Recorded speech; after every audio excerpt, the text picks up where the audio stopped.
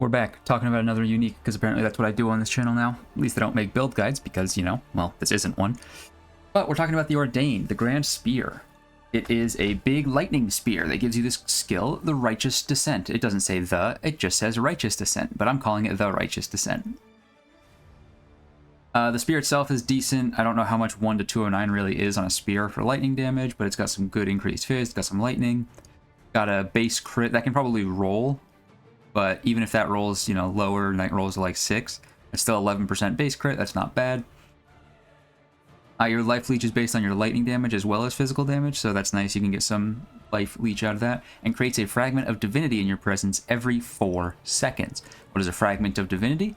Well, a fragment of divinity is used for the skill Righteous Descent. Righteous Descent, you leap into the air. You damage enemies with your spear where you land. Notably, it is a slam skill and a travel skill. And if there's a fragment of divinity near you or the targeted location, the attack will consume it when you leap to become empowered. It deals significantly more damage, I'll show you in a second, and it grants you some life and mana recovery. It also does not use a cooldown when it's empowered, which is quite important because 10-second cooldown time. Now the default impact here has a 2-second, well, added 2 seconds to its total attack time, can't highlight that. It converts 40% of the physical damage to lightning, the impact radius is 2.5 meters, and will consume a fragment of divinity within 3 meters of you or the targeted location when you leap to become empowered. Now note that Righteous Descent by default has 637% attack damage. The empowered converts 80% of fizz to lightning, so it converts it double. The impact radius is 4 meters instead of 2.5. It recovers 10% of your life and mana over 2 seconds. Does not have a cooldown, and has doubled the base attack damage, 1,275. So, what do we do with this? Fuck if I know anything about support gems, as has been proven time and time again with these videos, but it's not like they're build guides, so I don't know what you're expecting. I just talk about skills, uniques, and ascendancies. Speaking of ascendancies, please don't look at the top, by the way, that's spoilers, you don't want that. You can probably tell kind of what I'm going for if you look at the last few, but Invoker is an obvious option. You get I Am Thunder for the damage extra lightning, and when you shock enemies, you create shocked ground. You get Unbound Avatar. Unbound Avatar particularly nice because you can gain your Unbound Fury when you inflict an elemental ailment, and then once you're at maximum Fury, you can... Actually, you know what? I just noticed something. I don't know if Unbound Avatar...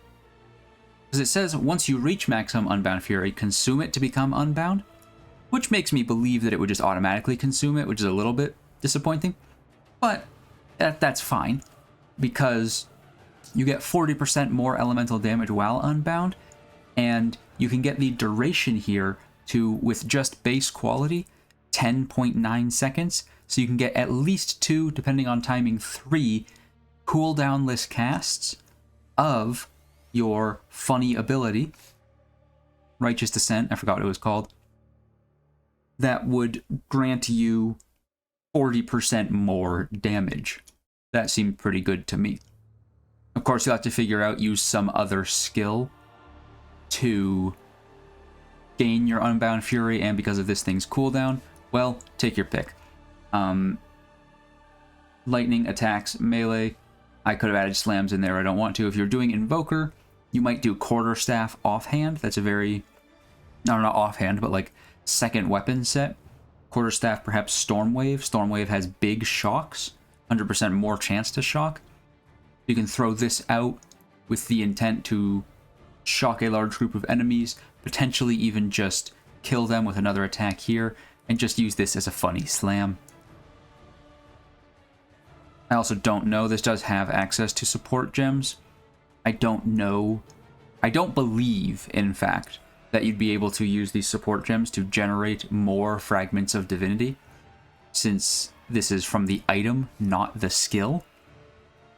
But just reducing this thing's cooldown time might make it worth it to use Righteous Descent both normal and empowered. Right now I'm just thinking of it as empowered. But back to Invoker, you would probably take I Am the Thunder and I Shall Rage. Soul Strings Eternal for meta skills could be nice, because you'd want to probably shock a lot for Unbound Avatar, so Elemental Ailments, with meta skills. I don't think you'd really care for Faith as a choice. Lead me through Grace for, you know, good spirit, and Protect Me from Harm for some decent defense could be nice.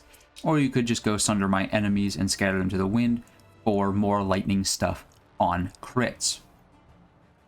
Now the other option, of course, well, one of the other options would be Oracle. That would mostly be for anything potentially through the unseen path, paths not taken. I don't know about that. I didn't play Oracle when it came out, and the skill trees are already so confusing. That's why I don't make build guides. So just adding more to the skill tree doesn't really help, but inevitable crits is kind of nice. Moment of vulnerability, there's some stuff you can do there with the, you know, let me show it, get it on screen here. When you send out a Temporal Nova, take advantage of enemies that are primed for stun, electrocution, or freeze, and then you can do that at max level with big quality, 118% of the damage dealt to temporal visage dealt to the original targets, and you've got something that also has kind of like a cooldown. You go for big slams on this with the temporal, plus, you know, good crits. Crits are always just nice. I'm going to be honest, I don't know exactly what you want to do with inevitable crits and base crit. Obviously, the higher crit chance you get, the less important the inevitable crits are. But they can be nice early, definitely, if you have effects from crit. And if you have high enough critical damage bonus, then it being rerolled once or twice isn't a huge issue. Now, Titan is another obvious option. There's a lot of stuff you can do with increased effect of small passives. There's a lot of stuff you can do with just slams. You can make sure that your ancestral empowerment is on the empowered slam here. There's another, I believe ancestrally boosted is a 30% more damage. Yeah, 30% more damage and increased AoE for slams. So that's nice. But those are just kind of the general options. The one that I actually thought about.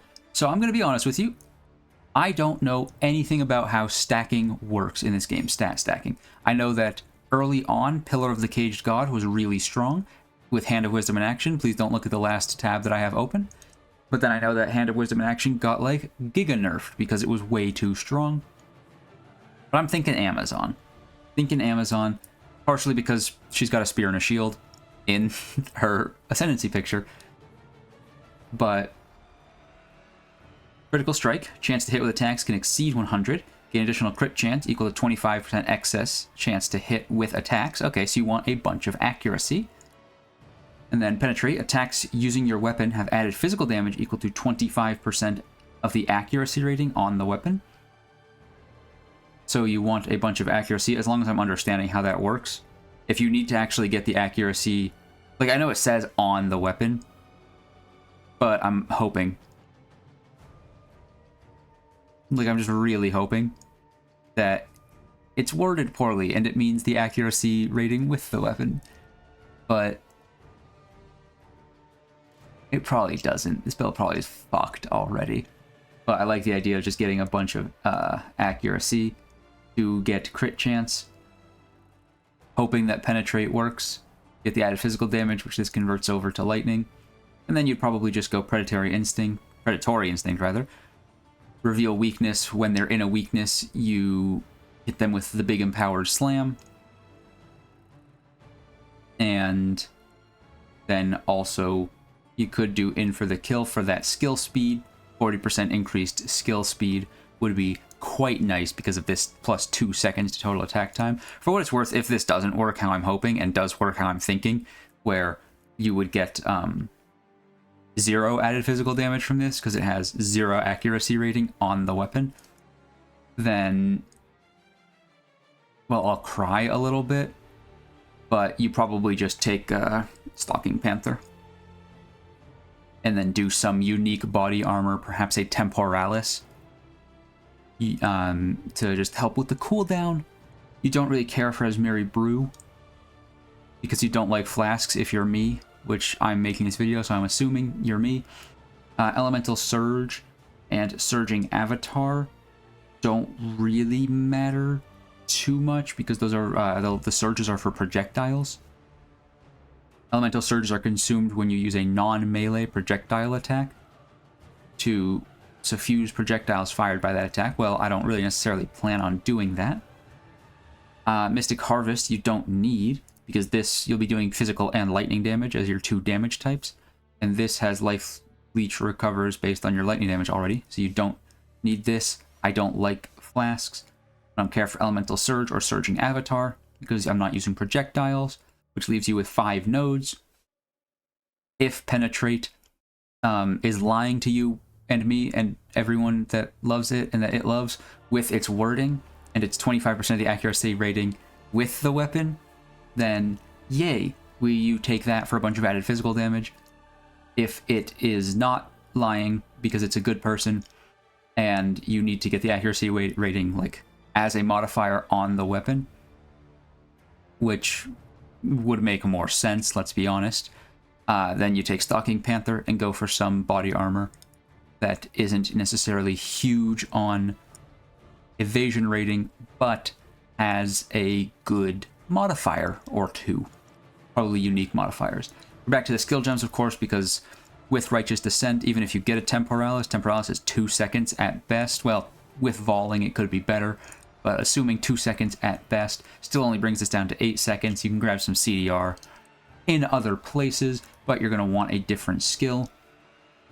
Primal Strikes, you cannot shock with it, and it consumes shock. So this might be you mostly get the benefit from Primal Strikes when you Righteous Descent, because this can shock, but I feel like this won't be shocking, or it will be killing. And then against bosses, I guess, Thunderous Leap really isn't... I mean, you could do Thunderous Leap as well, but this kind of detonates shocks. It's all detonating shocks. You could do Elemental Sundering, and of course you could do any, multiple of these. But this, what a surprise, consumes shock.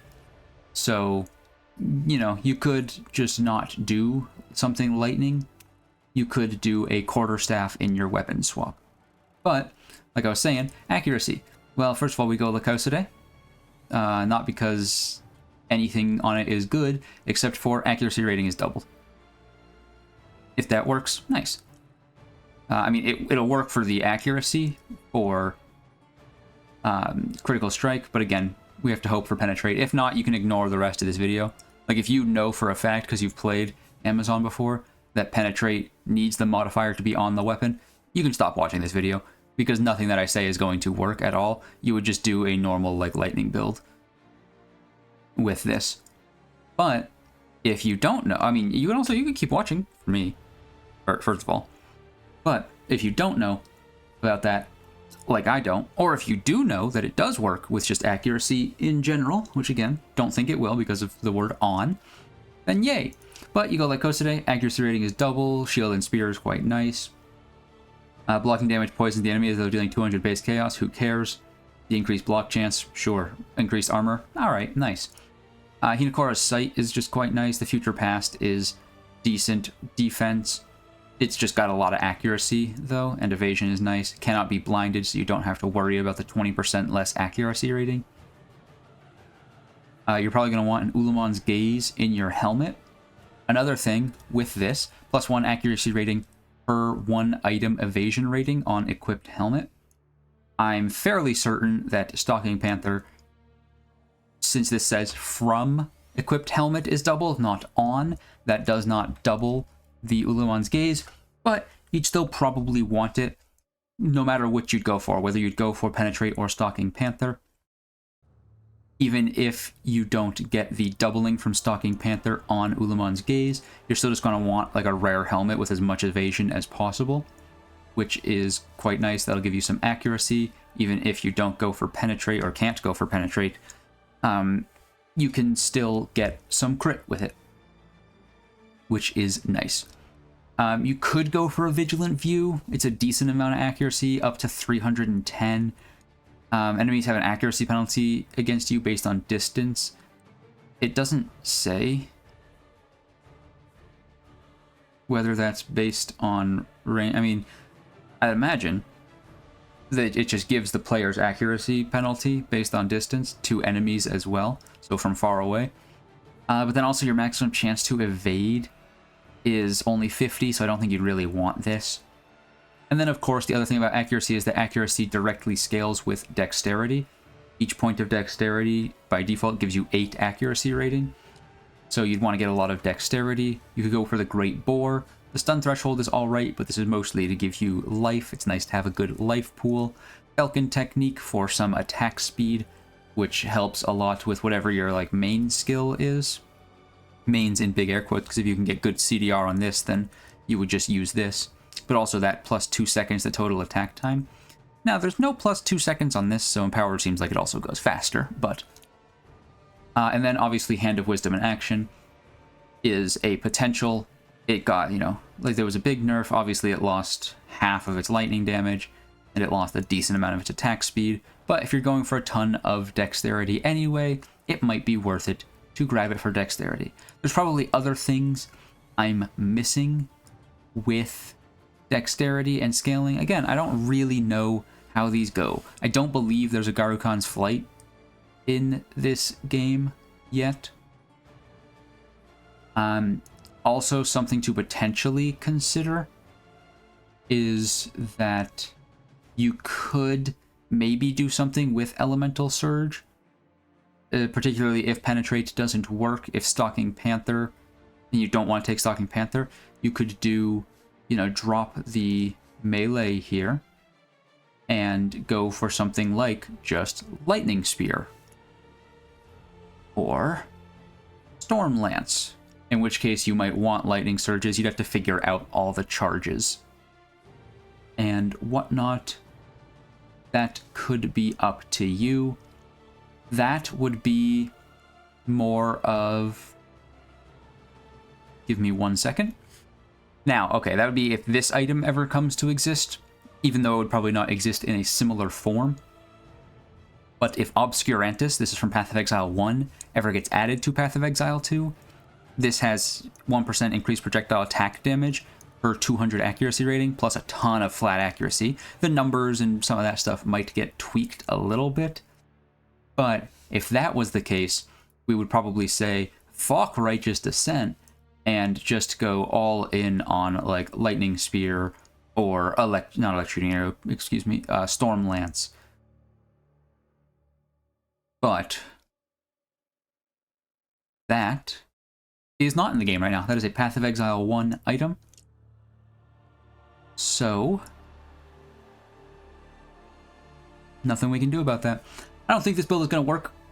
I'll get into contact with someone who plays Amazon. That makes it sound like I have like contacts. No, I'm in a Discord for Path of Exile private league that I play in.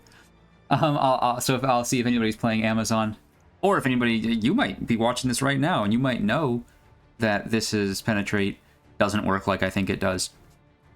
And you might have already commented it because I told you to leave if you knew that Penetrate doesn't work like that. And then you left, so you wouldn't be hearing this. But anyway, point is, this seems like an interesting skill to use. I think it could be fun to stack accuracy and dex if it works properly. I will be able to, either through the comments here or just asking someone else, figure out if it works before then, because this thing, judging by the video going on in the background, comes from the enemy at the end of the fortress, and the fortress seems to be, I believe they called it a new Arbiter, and I'm pretty sure the Arbiter was like the final boss of PoE 2 for a while. So this seems like it's going to be like the end game boss. So I'm not expecting to league start this. Also, I think I've been ending most of these videos talking about the monk, and some people have brought up some very valid concerns that there's a good chance that the monk's hollow form doesn't count as you, and it counts as like proxies. Apparently that's how like Mirage Archer works in this game, in which case, fuck, I need a new fucking league starter. Anyway, thanks for watching. I'm gonna put out that video talking about a lot of the comments and what people have been saying about that first one, addressing some of that stuff, addressing it like it's a controversy. No, people are just giving me some good ideas, some not so good ideas. So I'll talk about those in a video tomorrow. Also, you gotta understand, don't expect daily videos to keep happening. I'm just really excited for this PoE2 League. Normally I don't have enough stuff to talk about, but right now I do. Anyway, see you next time.